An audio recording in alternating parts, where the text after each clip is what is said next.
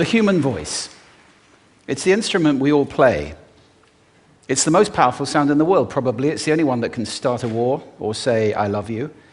And yet many people have the experience that when they speak, people don't listen to them. Why is that? How can we speak powerfully to make change in the world? What I'd like to suggest, there are a number of habits that we need to move away from. I've assembled for your pleasure here 7 deadly sins of speaking. I'm not pretending this is an exhaustive list, but these 7, I think, are pretty large. Habits that we can all fall into. First, gossip. Speaking ill of somebody who's not present. Not a nice habit, and we know perfectly well the person gossiping 5 minutes later will be gossiping about us. Second, judging. We know people who are like this in conversation, and it's very hard to listen to somebody if you know that you're being judged and found wanting at the same time. Third, negativity. You can fall into this. My mother, in the last years of her life, became very, very negative, and it's hard to listen. I remember one day I said to her, it's October the 1st today, and she said, I know, isn't it dreadful? It's hard to listen when somebody's that negative. And another form of negativity, complaining. Well, this is the national art of the UK. It's our national sport. We complain about the weather, about sport, about politics, about everything. But actually, complaining is viral misery. It's not spreading sunshine and lightness in the world. Excuses. We've all met this guy. Maybe we've all been this guy. Some people have a blame thrower. They just pass it on to everybody else and don't take responsibility for their actions. And again, hard to listen to somebody who's being like that. Penultimate, the 6th of the 7, embroidery, exaggeration. It demeans our language, actually, sometimes. For example, if I see something that really is awesome, what do I call it? And then, of course, this exaggeration becomes lying, out-and-out lying, and we don't want to listen to people we know are lying to us. And finally, dogmatism. The confusion of facts with opinions. When those two things get conflated, you're listening into the wind. You know, somebody is bombarding you with their opinions as if they were true. It's difficult to listen to that. So here they are, 7 deadly sins of speaking. These are things I think we need to avoid. But is there a positive way to think about this? Yes, there is. I'd like to suggest that there are 4 really powerful cornerstones, foundations, that we can stand on if we want our speech to be powerful and to make change in the world. Fortunately, these things spell a word.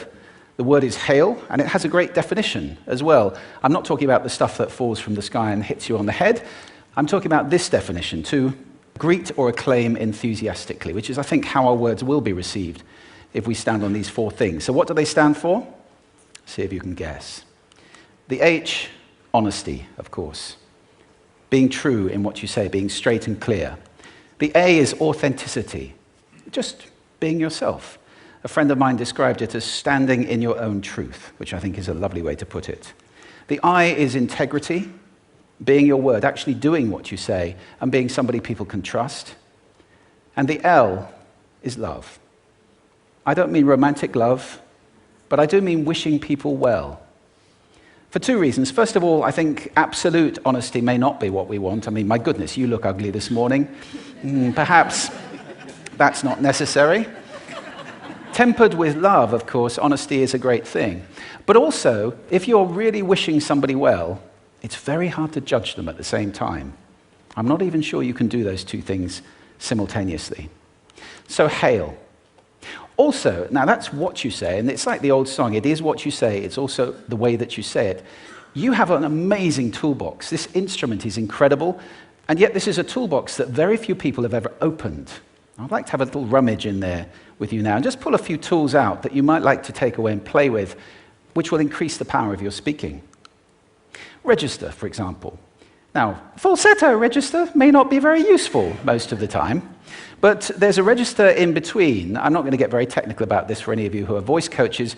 You can locate your voice, however. So if I talk up here in my nose, you can hear the difference. If I go down here in my throat, which is where most of us speak from most of the time.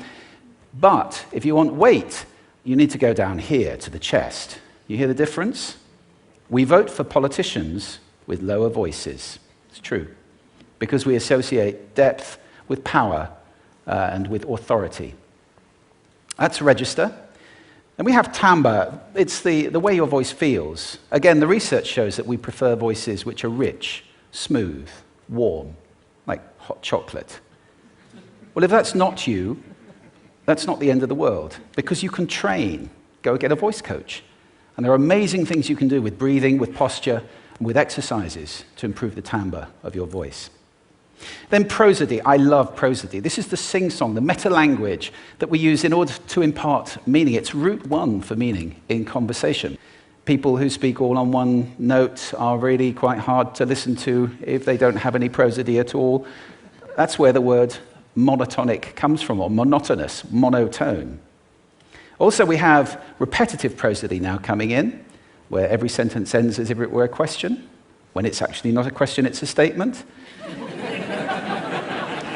And if you repeat that one over and over, it's actually restricting your ability to communicate through prosody, which I think is a shame. So let's try and break that habit. Pace. I can get very, very excited by saying something really, really quickly, or I can slow right down to emphasize. And at the end of that, of course, is our old friend, silence. There's nothing wrong with a bit of silence in a talk, is there? We don't have to fill it with ums and ahs. It can be very powerful. Of course, pitch often goes along with pace to indicate arousal, but you can do it just with pitch. Where did you leave my keys? Where did you leave my keys? It's a slightly different meaning in those two deliveries. And finally, volume. I can get really excited by using volume, sorry about that if I startled anybody, or I can have you really pay attention by getting very quiet. Some people broadcast the whole time. Try not to do that. That's called sodcasting. Imposing your sound on people around you carelessly and inconsiderately. Not nice. Of course, where this all comes into play most of all is when you've got something really important to do. It might be standing on a stage like this and giving a talk to people. It might be proposing marriage, asking for a raise, a wedding speech, whatever it is. If it's really important, you owe it to yourself to look at this toolbox and the engine that it's going to work on. And no engine works well without being warmed up. Warm up your voice. Actually, let me show you how to do that. Would you all like to stand up for a moment? I'm going to show you the 6 vocal warm-up exercises that I do before every talk I ever do. Anytime you're going to talk to anybody important, do these. First, arms up. Deep breath in and sigh out. Like that. One more time. Very good. Now we're going to warm up our lips, and we're going to go bop, bop, bop, bop, bop, bop, bop, bop. Very good.